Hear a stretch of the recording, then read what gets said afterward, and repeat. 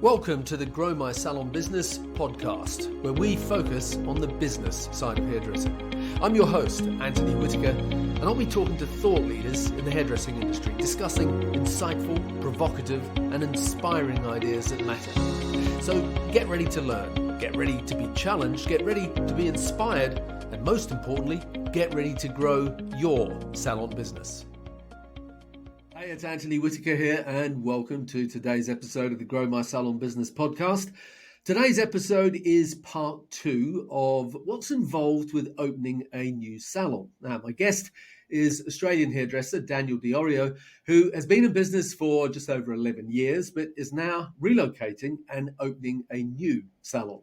Now, the idea is simply to follow the journey, the highs and the lows of getting a new salon venture off the ground and him sharing the lessons he's learning along the way.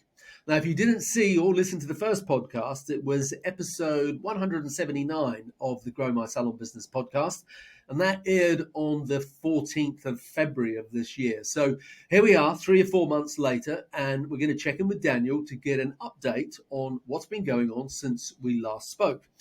So, Daniel, welcome back. I haven't had any time to talk to you to sort of debrief what's been going on. So I'm in the dark as much as all of our listeners, but I know that a lot of people are looking forward to the updates on this particular episode. So over to you. What's been happening? And I'm just going to bounce my questions off the things that you tell me. What's been going on since we last spoke at the end of January, beginning of February?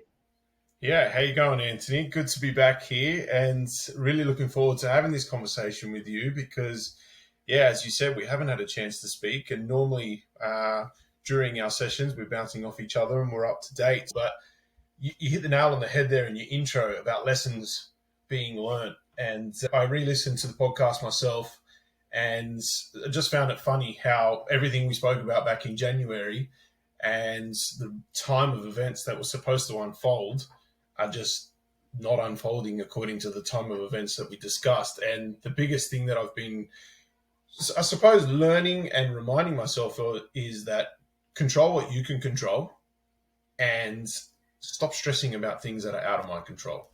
And I suppose when you're moving into a new location, I mean, I think construction, anyone in Australia will definitely be understanding this at the moment. Construction industry is having a really hard time. So the whole shopping centre itself has been completely delayed, and the ramifications on my end have been huge. But I just keep trying to tell myself what's meant to be is meant to be, and just keep expressing gratitude for the things that we have. And at the moment, I still have a healthy team and a healthy environment to work in and a workplace up until a certain date that I've had to negotiate terms to make sure it's still there for me.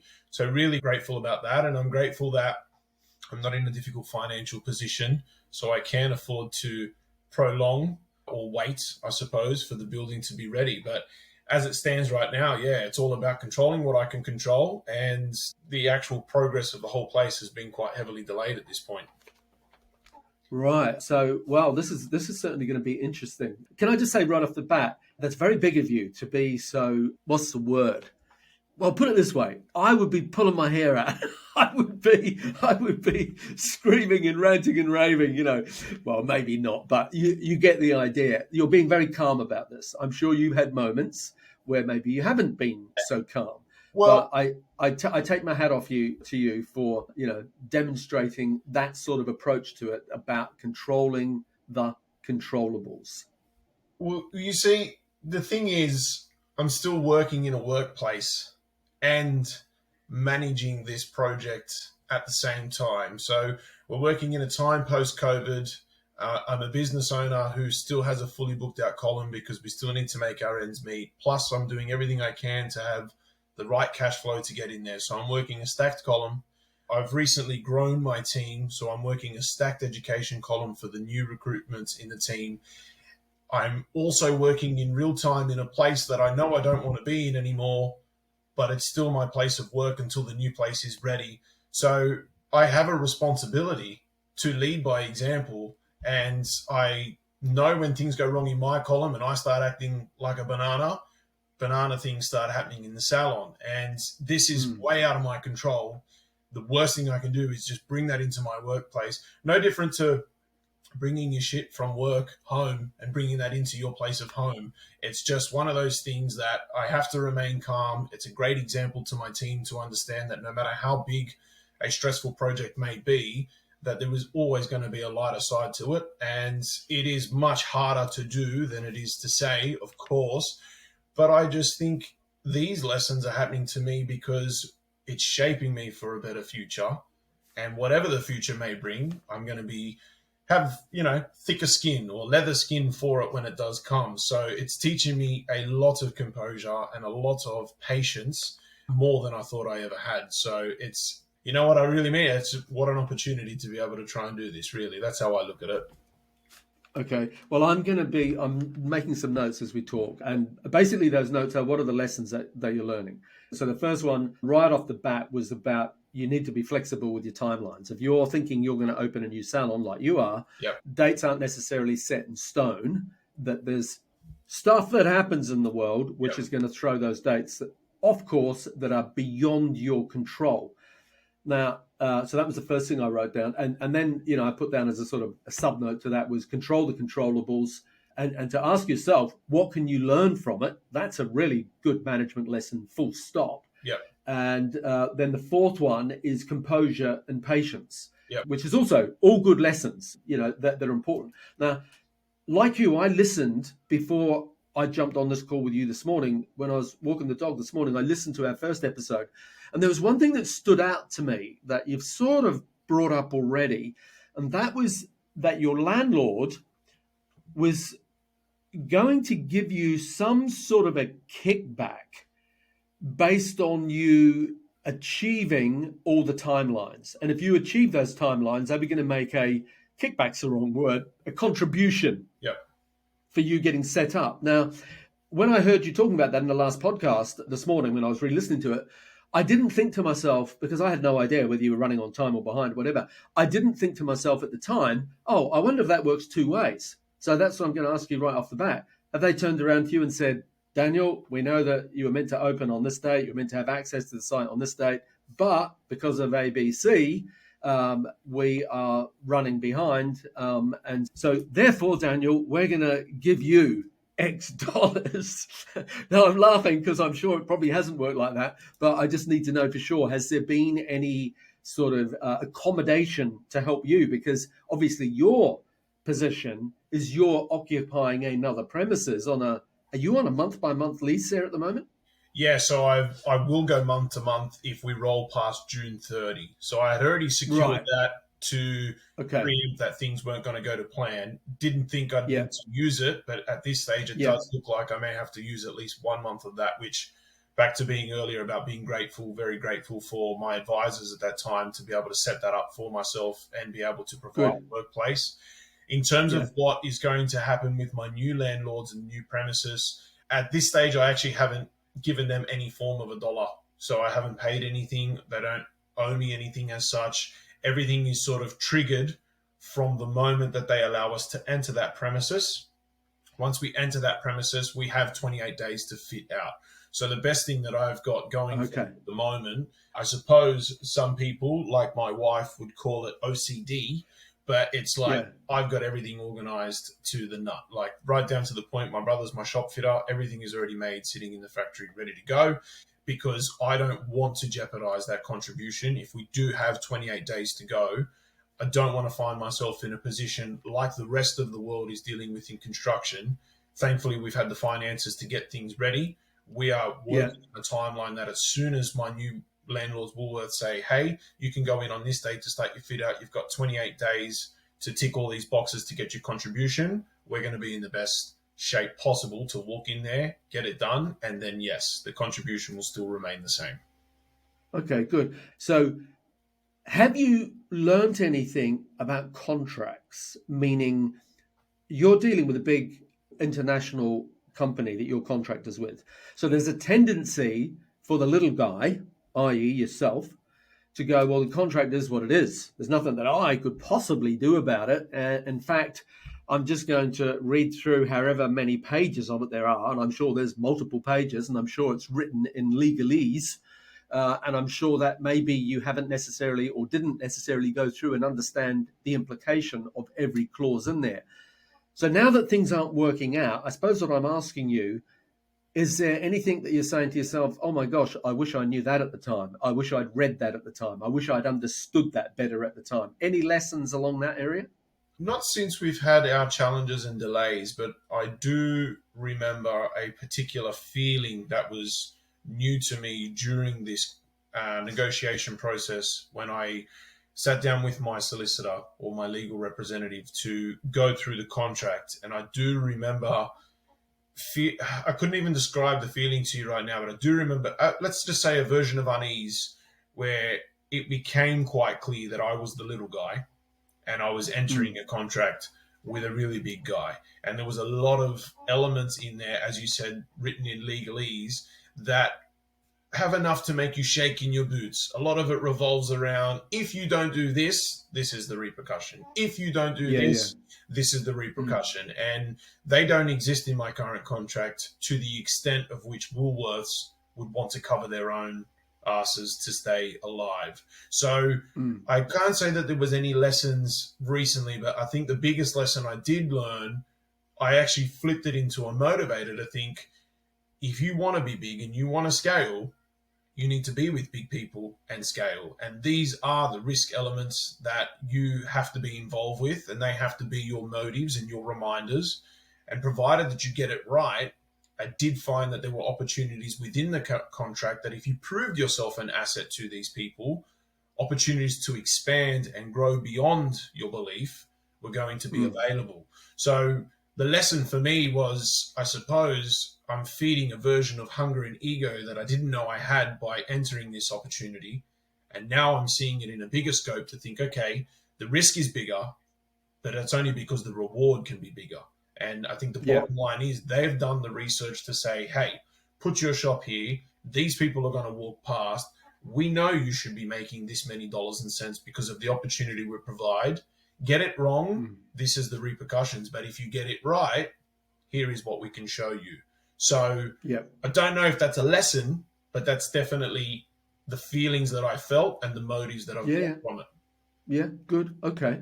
All right. So back to you. Tell us what else has been happening. The build out has been delayed. So that's the first thing off the bat. Last time we didn't really anticipate that. So the build out's been delayed. There's obviously knock-ons with that. You had a little bit of a plan B, and that your lease on your existing salon, you knew that you had a buffer of you could be in there until the beginning of July.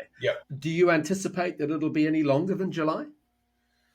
Yeah, at this stage, it does look like construction may begin at the end of May, but it's the main communication between myself, the builders, and Woolworths. Even he too is at a point where his answers are becoming limited because he's running out of versions of reasons and excuses. He's the main coordinator between 30 odd tenants. So it's at a point where I believe there has been some threats of liquidated damage cost that some people may be applying. You know, I'm once again grateful. I'm already in business, and my main challenges are about keeping my staff up to date with the communication and communicating on a repetitive basis to all of my clients to ensure that there's a smooth transition. But I'm grateful in the sense that I still have my month-to-month lease and my finances were secured in a different way that I don't have to worry. So I think even it's too hard to say, but their focus from day one, once the delay was already inevitable, was to try and get us into the new financial year. So as a result, Laura and I have tried to configure all of our movements to that open date around the 1st of July. So it has worked in its favors, though, to be honest, because we had two challenges that happened with the interior design. Turned out that when it was time to order our tiles for the floor, they actually don't make those anymore. And the new ones were going to take 15 weeks, and we didn't have a choice. So we ordered them as soon as possible in the hope that whatever was meant to be was meant to be. And we've had nothing but delays, and now the tiles are sitting in my garage, which is great. And we also had to have an interior design change, which was really difficult because marketing approved the look of the place, and they approved the look of the place back in September. Once we had the green light to start to move forward with a CDC application for council, we started moving in other direction based on the plans. Once the plans got to the engineers said, oh, well, sorry, you can't actually do that because of X, Y, and Z. So then we had to redesign or come up with an idea within, I think they gave us at the time was a 5-day deadline to reconfigure it, get it back to marketing. Marketing had to get it over to the engineers, and then the engineers had to approve it. And at the time, that really sucked because it was going to add, I think we were estimated nearly $8,500 to the build. And at one point, it looked like we were going to have to prove that Woolworths were going to have to fund that part of the problem because it was out of the budget. It was approved long before. Thankfully, with the delays, we had some time to negotiate. We had some ways that we could come around how we could make the improvement to the salon fit out. And then it turns out it actually saved me $13,000 or $14,000, which was fantastic. So minor changes had to be made throughout the delays. So there were some positives because it created less stress for us. But yeah, the delays. And cost saving. Yeah, and cost saving. Yeah. I mean, much Woolworths. So was that a structural thing or a health and safety thing? What was it? It was a structural thing, yeah. So without going into too much detail, I mean, I know you've seen the images, but I've got 2 glass walls in my salon. So the location that we put our spa area was basically we were going to drill the holes directly down, but we couldn't drill through those parts of the concrete slab. And we were just a little bit disappointed because had that have been the problem, we should have been given those plans from day one. And I remember saying to Woolworths, I know you didn't build the center for me, but you gave me 2 glass walls. You gave me 80 square meters. You put 2 of these beams through the concrete, which only means I can drill in one area. What type of a salon did you think was going to be built in here? So once they sort of seen my frustration, they gave us a little bit more time, and we ended up having to build a raised floor, which is very common in a lot of salons, but it was something that we just didn't want. But here we are. We built a raised salon as a result. It's been able to save us some extra money. We've had to build the floor, of course, but we're going to save some money in some core holes underneath the basin area and worked out in our favor. And I mean, the design is still pretty. It's just a step. It's a step that we're going to have to step up every single day at work now. And it could be a trip hazard on a busy day or a trip hazard for anyone walking into the spa area. But, you know, it is what it is. That's what we had to do. And thankfully it was approved and cost saving, as you said. Yeah. I just want to drop 2 things in for my audience that are listening. First one is when you talk about Woolworths, for anyone who doesn't know, they are your landlord. Yes. And Woolworths in Australia are a totally separate entity to Woolworths and the rest of the world, which pretty much doesn't exist anymore, as far as I'm aware. I certainly know in the UK they don't exist anymore. And I don't know whether they still exist in America or not, although they originally started in the United States. So Woolworths is your landlord. The other thing I wanted to just mention is when you talked about financial year and 1st of July, for people that don't know, and most people won't, is that's when the financial year starts in Australia. So that's what that is. So could I say that maybe a lesson, if it's a lesson, is anticipate problems with design, to be flexible, to recognize that between health and safety, between structural engineers, all that sort of stuff, there will often be problems. So I suppose what I'm saying is don't rule them out until it's done. Anything could happen, like whether it's cost-wise or health and safety. They love messing with things as well. There can be things that you have to be fluid about. So important to have a degree of fluidity with your thinking and budgets. In your case, you're lucky. Yeah, it saved you money. That's fantastic. Yeah, but I also think at that level too, especially when you've had a design embedded into your mind and into your heart. You know, just take a deep breath. When you hear something you don't want to hear, just take a deep breath. You don't need to create an answer on the spot. 24 hours, sleep on it, wake up, have a fresh discussion in the morning. It's amazing how quickly your perception can change. But I suppose, in the beginning of the meeting, we spoke about how calm and patient I've become. It hasn't come without all the extra stress and bringing that into the salon floor. But I always just, it's the same as when I hire someone and they're so nervous. I said, that's great. It's because you want it. And when I get fired up about something, it's just like, that's a reminder to me that I want this. But just taking a deep breath and just thinking 24 hours isn't going to change anything. Just take a deep breath, think about it. And then, you need to be flexible. You just need to be flexible and think, okay, it wasn't going to work like that. Find me a solution. Let's work it out. What Yeah. can we do? And that's what it is. Yeah, good. Yeah. Okay. All right. So what else has been happening aside from these, structural delays and design changes you've had to implement? What other problems have you had to deal with? Have you had any staffing issues? I mean, I know when we last spoke that there was one of the things that I was a little bit taken by surprise with is that you're relocating. I think we worked it out that it was 18 Ks, which is about 10 to 12 miles away. And that's a significant transition for clients to make. It's not 1 or 2 miles, it's 10 to 12 miles, 18 Ks. And you did budgets on 50% of them following you, which I think is it's a good number to have done. I don't think I would have anticipated more than that.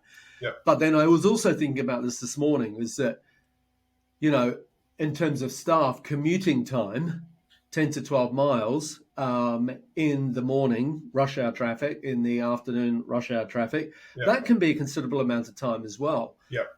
So I would be wondering, and perhaps this will be the next podcast we have, because we'll do a third one when you are actually open. So I don't know, July sometimes.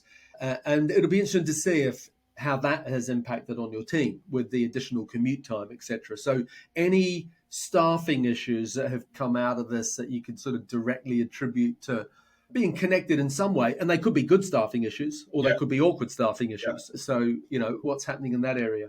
Yeah, so I'm pretty lucky in the sense that the direction that we are moving is going to be completely against traffic.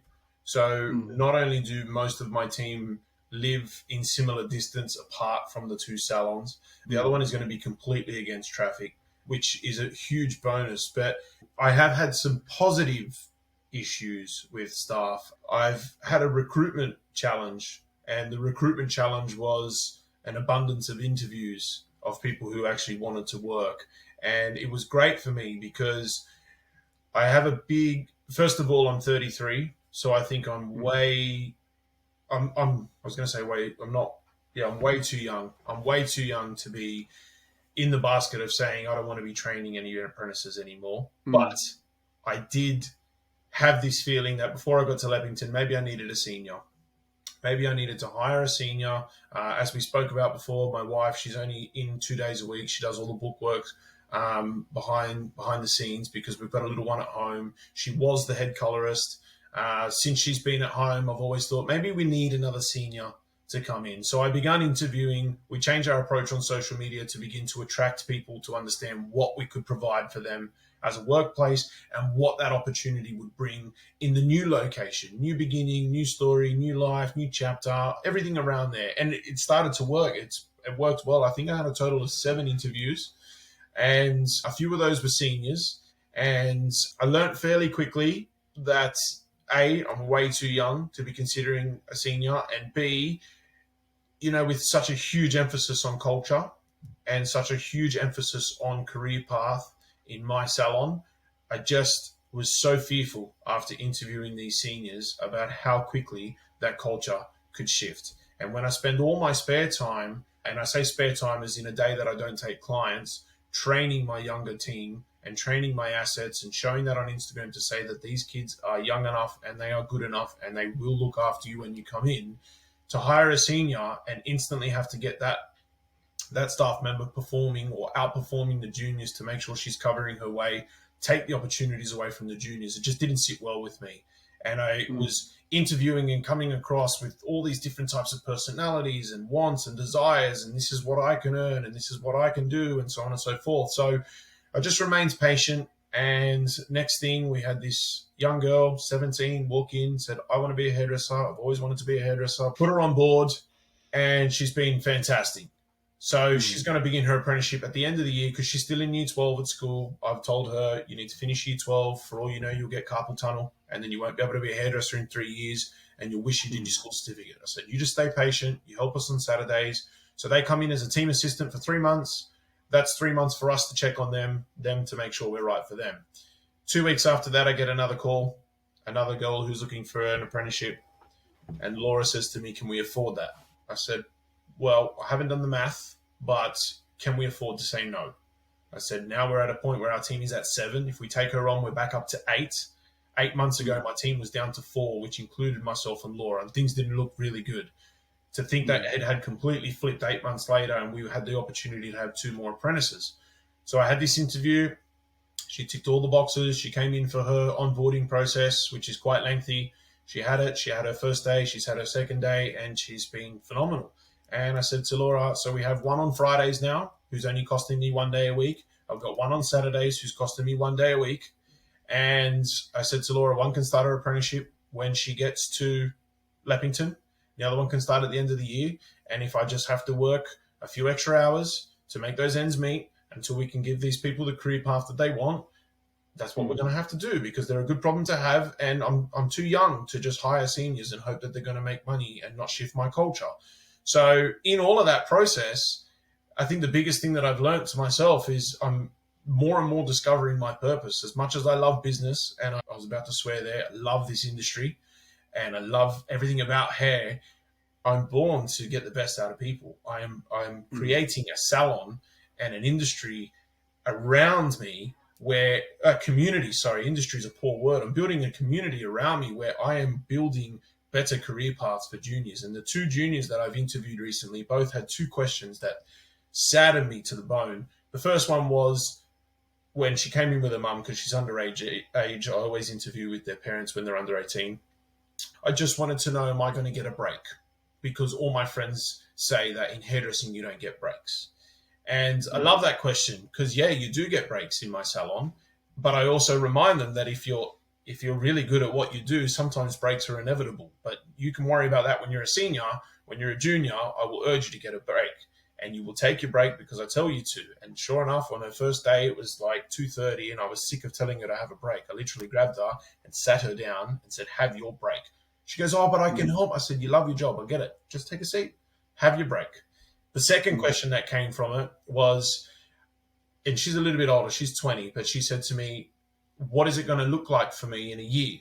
Because all my friends told me that in hairdressing, all I do is clean and I don't get to do any hair for the first however long. And I've been working on my new employee levels and my career structure. So none of my team have seen it, but I actually took some time to show her and say, this is what your career path will look like here. And the only reason why you will continue to clean shelves is because of your lack of ability to be impressionable upon what your role and your opportunities are.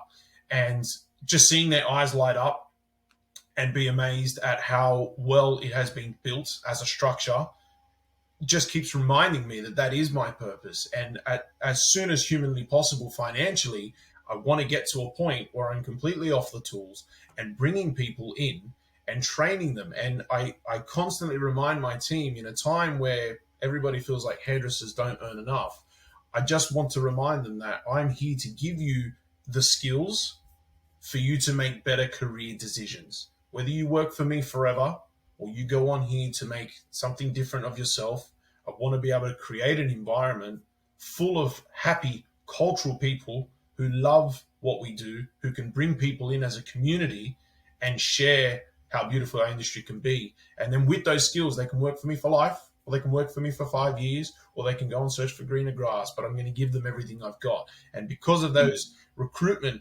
challenges that I've just had in the last few weeks of interviewing seniors, interviewing people who want more money than I can afford, right down to the juniors who express concerns as little as breaks and career path, it just reminded myself and Laura that we're on the right path with what we're doing here. We're on the right path with what we're opening here. And if we can stick to our guns, we can begin to create that culture within our salon that hairdressing is a very viable career. And you can earn whatever you need to earn doing it. But nothing is more important than earning the satisfaction of mastering your craft. Yeah. Okay. So as a lesson, and I agree with you, I would have employed that person as well. Yep. And I would have employed them because you're going to lose one of them. Yep. Now, not when I say you're going to lose one of them, you're going to lose one of your 8 staff before you open, or as soon as you open, you're going to lose one of them. So based on that, it's like, for me, the lesson is always be recruiting and / always be training. Yep. And I was going to say that the thing I noticed with you on a lot of your social media stuff is there's a lot of training going on, which is great. So I totally agree with your thinking there. So whether you were opening the new salon or not, I would have probably grabbed that person. But it's a good lesson. Always be recruiting, always be training to develop and control the culture that you want. So I think there were a lot of good lessons in there. I don't know if you've had the chance to listen to it yet. I know you do listen to the podcast as well. But the one that came out this week with Steph Fox, which is episode 190. I don't know if you had a chance to listen to that yet, but that is very much talking about what you just talked about with selling the dream to people about this is, marketing who you are as a brand, as a business, and what the opportunities are that a hairdressing career presents. So if you haven't listened to it, I highly recommend that. Stephanie Fox, episode 190. And that also brings me to another thing I wanted to talk about with the new salon. And the new salon, I know you're not having a front desk. Yes. And we touched on that in our last podcast episode. But since you and I have spoken about that, I don't know, again, if you've listened to this one, but I had on episode 186 a lady called Jen LeBlanc. Yes. And she is the sort of champion of going deskless. Did you get a chance to listen to that? I did, definitely. Great. Okay. So a lot of good tips in there about why you should and how to make it work. One of the things I particularly loved that she said was how the staff, when they reach a certain level, all get given an Apple Watch. So using tech to notify them, you're in the middle of a blow dry or a haircut or color, whatever, and your alarm goes off, your next client's in sort of thing. It's like using tech to solve a lot of those problems, I thought was great. So have you made any changes in terms of the experience that you're anticipating with the new salon since we last spoke? Like, for example, going deskless? Yeah, so we have been shifting the way we train as a team. So we train as a team once a month, and I've been slowly or soft launching, I suppose, some of the changes. So we've built an 8 steps of salon success. So each of those steps is something that we embody every single part of our service. And I've been breaking them down into training and beginning to introduce them in our current location. And some of those revolve around reception. Some of those revolve around saying goodbye to people. And there are some challenges around that because I suppose in one way, I have to lead by example. So I've been doing it for the longest. To break those habits, it's definitely the hardest for me. In fact, the other day I answered the phone the old way, and I was grateful that no one was at the salon and heard me do that, because just trying to emphasize a better language on the phone, right? So those changes have been introduced and working the slow. The actual biggest change that I did, that I brought in Salon Scale as a stock management tool about 10 months ago, but we actually, from February moving forward, we brought in Salon Scale as a price servicing tool as well. So now we break our services up into 2 portions, which is service plus product fee. And that was one of our biggest change, because that sort of revolved around our service menu, and it had to change the way we communicate about what we do, and really got my team to understand that we are a classic age-old style trade. We are service per minute, per labor, per person. And getting our service menu to flip around and get them to understand that the title of what you are doing for that person, for argument's sake, quarter head of foils, isn't a quarter head of foils. It's what can you do for that person in 45 minutes. Whatever it says on their receipt is irrelevant. If they show you they want something there and you know you can do it in 45 minutes, you're charging for your time. But now charging for your service aspect and adding the product fee is helping us, and excuse the French, cut the bullshit. We're telling you exactly what it takes to run our business now. This is what it costs me per minute to have my time. I'm going to do everything I can to be on time for you. We're going to do everything we can to give you the result you want in the time available. And this is what it's going to cost us in overheads. And right now, with the raising interest rates and economy challenges and everything else that's going on, what a time to be transparent. What a time to say, this is what it actually cost us. And it removes the whole, not that I ever think that my clients ever thought that, but it removes the whole, oh, these guys must be making millions, $500 for a full head of foils. Like, where's all that going? Well, now this is what the hourly rate is, and this is what it's costing us in product. And somewhere in between there, we're able to make our margin. And it's also teaching my staff a better level of communication on the honesty side of things, which is one of our key pillars throughout the salon. It's about being honest, and it's just cutting the bullshit, telling you exactly what it's going to take. But it's also helping the training model, because then I'm teaching my team in time and teaching my team to not look at the book and say, okay, Susie, welcome. Yeah, beautiful. So I got you in for a quarter head foils and you just go in and smack out a T-line. No. I got you here for 45 minutes today, Susie. How can I help you? What can we do for you? So that has been one of many major shifts that we've been implementing into training. The next big thing that we are going to train on is how we are going to do chairside checkout.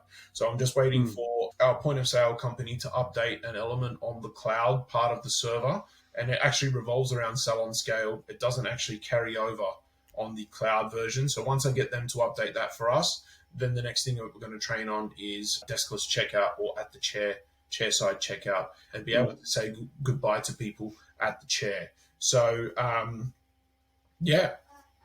Okay, so we're going to have to wrap up shortly, but there's two things I wanted to touch on. Yep. One of them was budgets. Yep. Because often what happens, whether it's a residential thing or a business thing, is you anticipate a certain budget. And when we last spoke, you were estimating 150K, you said originally, but then you said, but it looks like that's already going to go up to 200K. Yeah. So how are you tracking in terms of controlling those budget costs? At this stage, we're still on track to be under 200. I think it's coming up to about 190 at the moment. Yeah. Just waiting for one more quote to come back. We've shifted a certain element within our signage that was going to be beautiful, but just way too expensive. So once I get that quote back, we should comfortably be about 185, 190, and then just a 10% ad hoc fee there, just to make sure that we've missed something, we need to get something, we're short on something, and whatnot. So we've been quite tight with that. And I alluded to it earlier there with the changes that are happening with the banks and the interest rates and whatnot. Thankfully, we've secured our loan in a way that even if this build continues to delay, that the bank isn't going to need to come back and take it off us, reassess us, and give us back what we'd be entitled to. So I think the budget should be fine. Plus, Salon business is actually doing okay and steady at the moment. So should we need to go over, and it does involve spending more than what we borrowed, then we should be in a good position at the moment. Right. Okay. It always makes me laugh when you watch those programs. I don't know if you have it in Australia. Oh gosh, what's it? Grand Designs. Yeah. Where people, build a new home, whatever. Yeah. The amount of times people go 30, 40, 50%, sometimes double the budget. And oftentimes, they simply don't have the readies for that. Yeah. So there's still two things I want to touch on. They're just another two. One of them is sort of connected to what you've just said. Is you're very lucky in that your brother, I believe, is a shop fitter. Yeah. And so, and as you've already said, he doesn't do anything for nothing, and neither should he. Yeah. That's his business as well. And I think that that's always an important thing to do. So there's advantages with working with family. Yeah. However, there can also be disadvantages working with family. Yeah. So any lessons that have come from that? Yeah, I think... bearing in mind your mum and maybe your brother are even going to listen to this. I don't know if my brother will listen to this. One of my brothers listened. I don't know if this one will, but I think, without using my brother as an example, I can use my accountant as an example. He'll definitely listen to this. But my accountant is one of my best mates, long-time best mates. And we established really early in our relationship that we just had to make time to call each other as friends as well. And I think at the moment when my brother is doing my work for me, he must feel like I'm only calling him in regards to work-related things. So I think you still have to, if you've got friends or family doing something, you still have to remember that you have to make time for the relationship side of it, especially when you are making that investment. But I have to admit, not just because my brother, he's got a very, very keen eye for everything that he's done. And, my interior designer did a great job putting it all together. But then there was just elements that my brother said. He said, in that front drawer there, how big's your printer? Is your printer going to fit in that drawer? And I said, oh, shit, no, it's not going to fit in that drawer. So having that access to say, let's put an extra 50 mil in there and no worries, that's totally fine. It works out for my brother. Had I have just employed any Joe Blow, would have built the cupboard and I would have thought, fuck me, my printer doesn't fit in the drawer. Why doesn't my printer fit? Why didn't anybody think of that? So, I suppose it's only been positive at this point. But yeah, I think it's just sometimes you got to be firm from day one. I've got a lot of clients who sit in my chair, and even the builder who's putting it all together for me sits in my chair. He's been in my chair for 8 or 9 years now, and I just said, look, I'd love you to have the job. He said, yeah, I'll look after you. And I said, no. You charge me what you charge me. You look after me by saying, if I'm there Tuesday 6 o'clock, be there Tuesday 6 o'clock. And if you can't make Tuesday 6 o'clock, don't call me Tuesday 6:30. Call me Monday, and just say, hey mate, can we shift the day? That's workmanship. And that's worth every cent. And it's lovely to have someone in there who cares, but nothing more important than workmanship and honesty. And that's how you can look after someone. Just the same that if your haircut's at 4:30, you best believe your coffee will be there. You'll get your hair washed, and I'll be cutting 4:40 at the latest. You know what I mean? I'm totally with you on that. I think that's a really important thing, regardless, but particularly with a big project like this, I think even more so. So the last thing that I wanted to ask you about was the old Salon. Because as you've said, you've got until July, whatever date in there, before the lease expires. And you've talked about the possibility of being able to sell that or offload it to somebody else, fixtures and fittings, etc.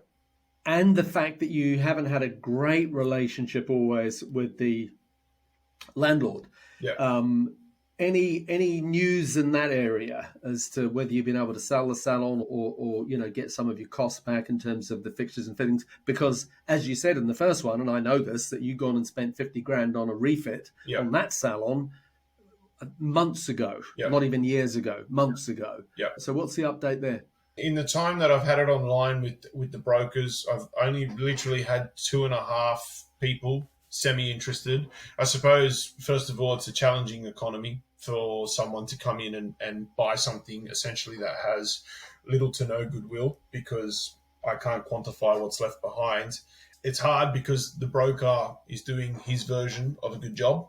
And it appears on the reports that they send me that there's a lot of people interested, but I've only had one actual person come walk through the salon who was just a private investor, who is still semi-interested. But, back to point number one, I'm controlling what I can control, and what's meant to be is what's meant to be. And the next step for me is to begin to create some safety nets. So I've already organized a meeting at the end of this month, which is May, to meet with the landlord and meet with the managing agent to discuss what the salon should look like if I don't find a buyer when I need to leave. And that way I can begin to determine what that budget would look like if I need to rip that out and try and sell the items individually. So the plan is at this stage, the 2.5 people that are interested, I'm not really pushing them. If they come up with an offer, then that's what it's meant to be. And if not, I just need to put some contingencies in place to make sure that I'm best prepared for whatever I need to leave behind. My other brother's actually in real estate. He seems to think that maybe the landlord may be trying to make a deal with some of the prospective buyers outside of me and say, look, let his lease run out. We'll tell him, leave it as it is, and then you can come in here for free.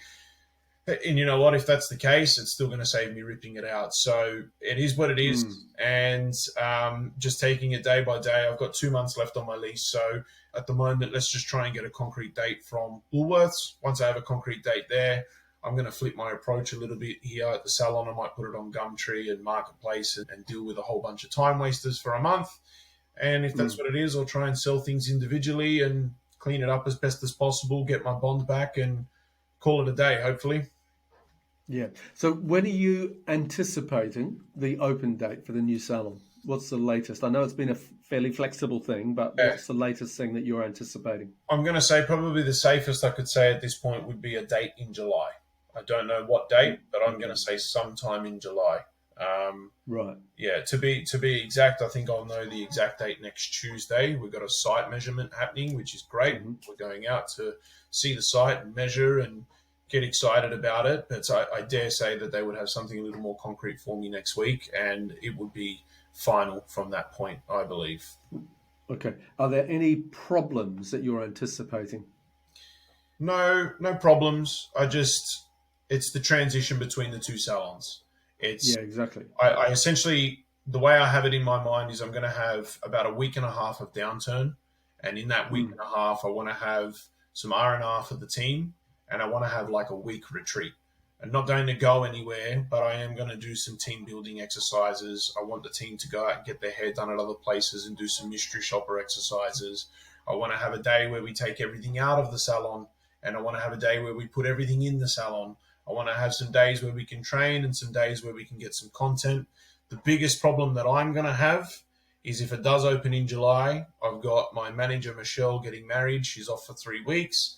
And I've got my third-year apprentice, Bella, going to Europe for 3 weeks for her 21st. And once again, what's meant to be is meant to be. If they're not there for the grand opening, I'll reintroduce them when they come back in. We'll do our marketing photos later.